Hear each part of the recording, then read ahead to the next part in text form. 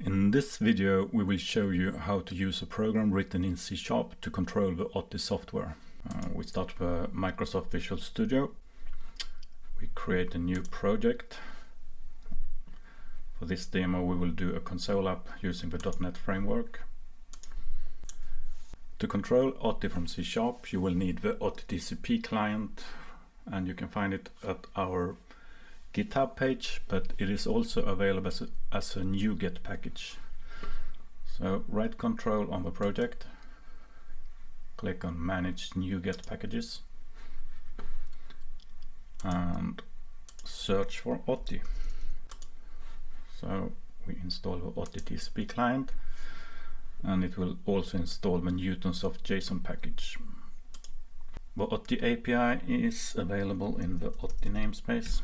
First we need to create an Otii client that is used to connect to the Otii software. The default parameters to a connect method connects to Otii running on the same computer.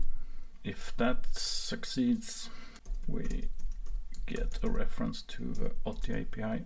In Otii you store all your recordings in projects, and here is a useful pattern I often use.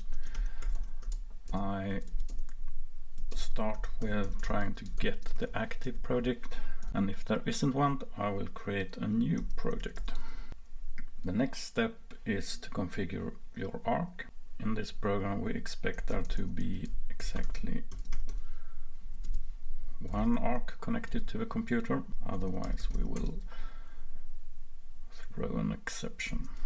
Now we can configure the connected device. We set the main voltage, in this case to 3.7 volt. We set the overcurrent protection, and here we set it to 500 milliamps. And then we enable all the channels we want to record.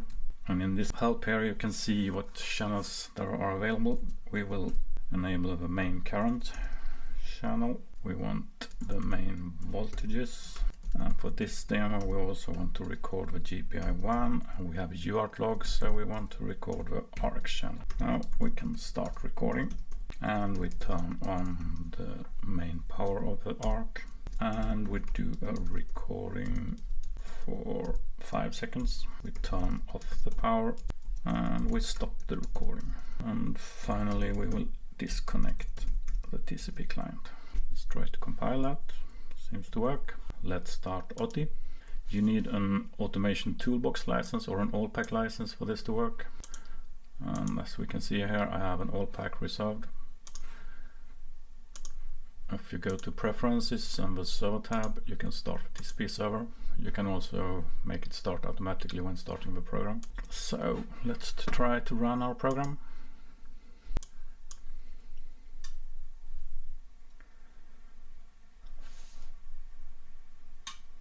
And in this case we didn't have a project, and it created a new project and made the recording. If we run the program again, it will use the same project and add a new recording, so you can make comparisons between changes in your software or in your hardware.